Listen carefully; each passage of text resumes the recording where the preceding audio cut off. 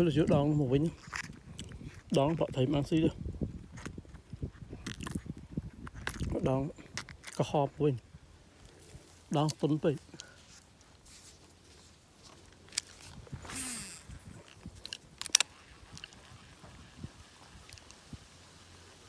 mà thầy cái tố háo nữa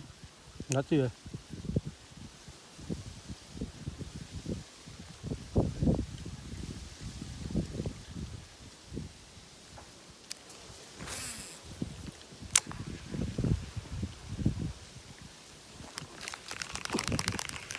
mũi bật đấy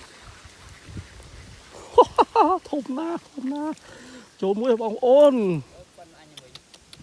ồ tua thùng na ôn thùng chồn vẫn bằng đây lên mình nhỉ chưa thấy thằng ngọc bật này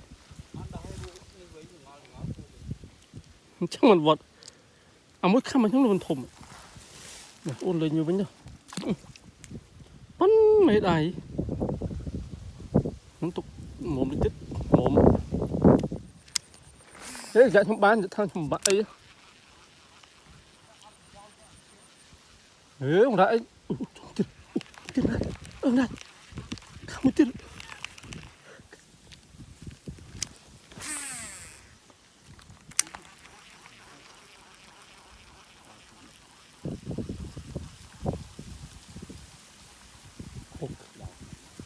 một khăm nó muốn từ tôi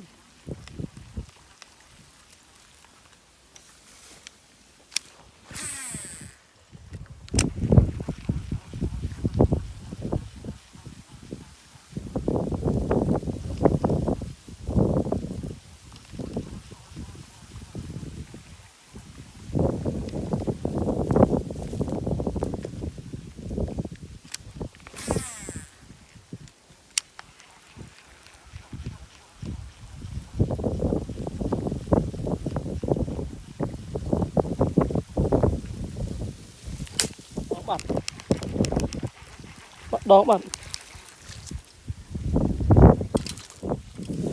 thấy tôi bốn con tôi chỗ mũi bóng ơn tôi vô đây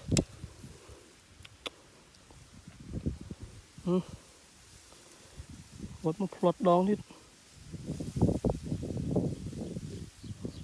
ô flood bạn đón on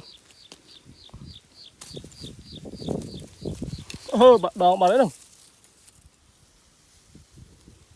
trời vật mình thích sợ bạn chuồn mày ô hiệu đòn nó sôi vào đây chọc mắng ơi